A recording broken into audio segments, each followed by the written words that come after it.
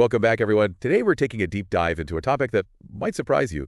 It's about uncovering those fake scientific articles out there. Oh, yeah. I mean, it's not just your typical plagiarism. Right. It goes way deeper data that's completely fabricated, studies that never even happened, even authors that are, well, made up. Wow. And the crazy part is that it's getting tougher to spot these fakes, you know? Yeah. Because some folks are actually using AI to make them. It's like something out of a movie, right? Like a scientific spy thriller or so. Instead of secret agents, we have scientists and AI battling it out in these academic journals. Exactly. We're focusing today on this really cool AI system. Yeah. It's basically designed to be like a fraud detective, especially for these bogus articles in the field of biomedicine. That's right. And get this AI can explain like it's reasoning, like it's presenting a case. You know? Yeah, and that's so important because being able to understand how it's thinking makes it more transparent. We're not just taking its word for it. Yeah. We can actually see the steps it took, so it's a big step forward in how we can trust AI. Definitely. Now, the researchers who created this AI detective, they really went all out. They did. They built this huge data set called PubMed Retraction, over 11,000 real biomedical articles in there. Real-world articles. Yeah, some legit, some, retracted because they were found to be fraudulent. It's like a training ground for the AI to learn what's real and what's fake. It's an amazing resource because it provides a standardized way to judge how good these AI systems are at detecting fakes. Right. It's not just a one-time thing, it's a benchmark that other researchers can use to compare and improve their own AI detectives. I'm curious, though. Yeah. Why focus on biomedicine specifically? Is it just more susceptible to fake articles than other fields? Well, there are a couple of reasons. First, the stakes are incredibly high in biomedicine, right? Right. If you've got a medical study based on fake data, well, that could lead to treatments that do more harm than good. Of course. Potentially put lives at risk.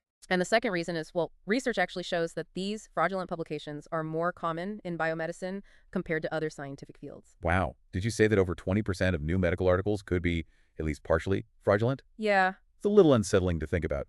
Makes you wonder just how much of what we read is actually, true. Right. It really highlights the need for tools like the one we're talking about. Yeah. So this AI detective, it's called Pub-Guard-LLM. And it analyzes articles in some pretty sophisticated ways. Pub-Guard-LLM. Love the name. Right. So how does it actually work? Is it just look for certain words that might be suspicious? It's way more than just a word search. I mean, yeah, Pub-Guard-LLM analyzes the text of the article, Okay. but it also digs into external information, kind of like a background check. It looks at the authors, Uh-huh. where they work, their affiliations, the reputation of the journal it's published in. Oh, wow. So it's like building a whole profile for each article and then looking for any red flags. So it's not just about what's written in the article, but also who wrote it and where it was published? Yeah, exactly. Kind of like, if you're reading news, right, you'd be more skeptical of a story from a source known for spreading misinformation. Precisely. It takes all of that into account. And get this, it uses something called explanation distillation. Okay. Explanation distillation, that sounds pretty high tech. Right. What's actually going on there? So imagine this, you have this super experienced detective, right? Yeah. And they're mentoring a rookie. Okay. The veteran detective is showing the rookie how to analyze clues, connect the dots, build a case. Well, it's the same concept here. The researchers actually used a really powerful AI as a teacher to train Pub-Guard-LLM. So not only does Pub-Guard-LLM learn to spot a fake article, it also learns how to explain its reasoning. Oh, so it's not just saying, hey, this article is fake. No. It's like laying out the evidence, like step by step. Yeah, So exactly. you can understand why it came to that conclusion. Yeah, just like that seasoned detective would do. That's pretty amazing. It is, and it's crucial for us to trust AI systems. We need to be able to understand why they're making the decisions they do, especially with something as important as scientific research. Absolutely. Now, the researchers talked about 3 different ways to use Pub-Guard-LLM, what they call vanilla reasoning, Retrieval-Augmented generation, or RAG for short, Yeah, and then multi-agent debate. right. Are these like different settings, different modes for this AI detective? Think of them as different approaches to investigation. Okay. Each mode has its own strengths and weaknesses. Okay. In terms of accuracy, how fast it is, and how reliable its explanations are. So are some modes better at catching these fake articles than others? Well, it depends on what you're looking for. If you want the most accurate verdict overall, RAG tends to be the best. Okay. It basically compares the article with a huge database of legit publications looking for inconsistencies or anything suspicious. Okay. But if you want to catch as many potentially fake articles as possible, the debate mode might be better. So RAG is more precise,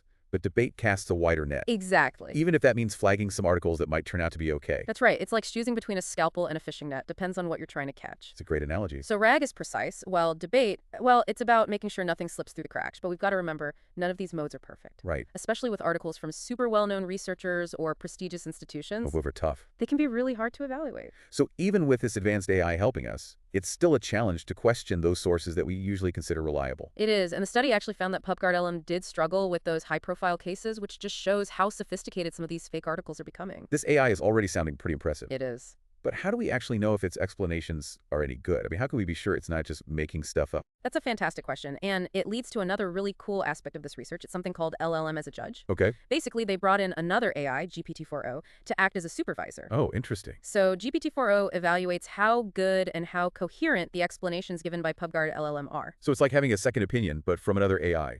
Does GPT-4o look for specific things when it's judging the explanations? It does. It checks for relevance and coherence, so it looks at whether Pub-Guard-LLM's explanations actually connect to what's in the article and if the reasoning makes sense. Uh-huh. And what's fascinating is that the AI debate mode, the one that casts that wider net, actually gave the most relevant explanations, even better than human reviewers sometimes. Wow, that's a pretty big endorsement for this AI detective, like the student surpassing the master.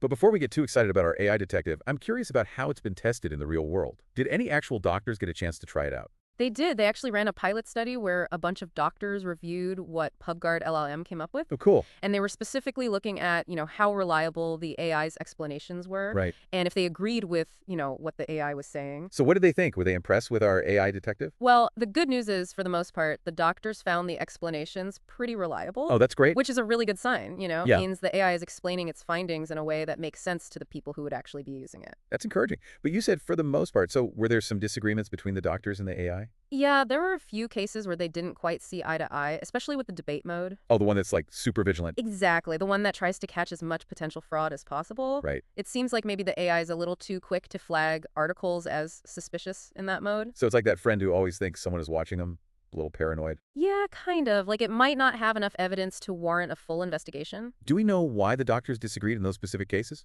Well, some of them felt the AI's explanations were kind of vague, Okay. or that it was focusing on things that weren't really relevant to whether or not there was actual fraud. Can you give me an example? Yeah, so it might flag an article just because the authors have published a ton of papers in a short amount of time, Okay. which, could mean they're rushing their research Right. or cutting corners, but it doesn't automatically mean it's fraudulent. So even though the AI is getting good at this, it's still important to have that human element, Absolutely. that critical thinking to really weigh the evidence. We can't just hand over the reins completely. And it's important to remember that this pilot study was pretty small. It was. They only had a limited number of doctors involved. Yeah. So it's tough to say definitively how well Pub-Guard-LM would do if, more doctors were using it. It's like trying a new recipe on just a couple of friends, right? Exactly. You want to make sure it's actually good before you serve it to a whole party. Exactly. We need to see how it works in a larger setting. We do. This whole conversation about fake articles and AI, it really makes you think, It does. if it's getting this easy to create fake science and even using AI to do it, what does that mean for the future of research? Can we even trust what we read anymore? That's a huge question. And honestly, it's bigger than just the technology itself. Right?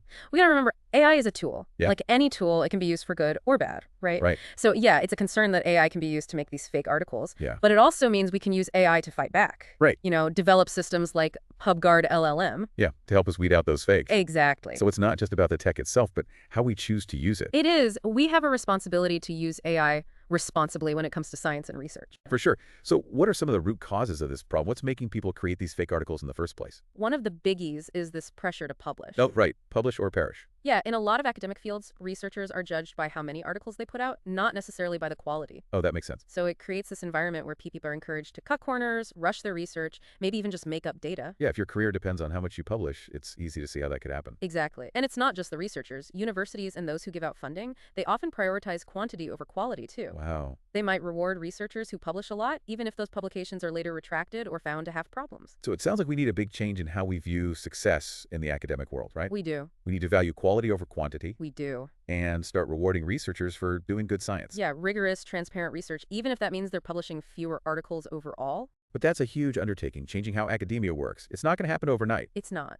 What can we do in the meantime to fight these fake articles? Well, one thing is to support the development of tools like Pub-Guard-LLM. Okay. The more accurate and reliable these tools get, the better we'll be at identifying and dealing with fraudulent research. So we need to keep investing in AI research We do. to make sure we have the best tools to fight this. Absolutely. And we also need to educate everyone, researchers, publishers, and even the general public about this problem. So the more people who know about it, the less likely they'll be fooled by these fake articles. Exactly. It's about empowering people to be more critical about the science they're reading. Right. Don't just take everything at face value. No. Do your research, look at where the info is coming from, be skeptical. Be skeptical, especially if something sounds too good to be true. Exactly. That's a good rule for life in general. It is. And don't be afraid to ask questions, If you're reading a research article and something seems off or just doesn't make sense, reach out to the authors or other experts in that field. It's about encouraging that critical thinking. It is. That healthy skepticism, it's super important in any field, but especially in science. Oh yeah, the stakes are high. The stakes are really high. We got to remember that science is a process. Yeah. It's not just a collection of facts. It's about constantly questioning, testing,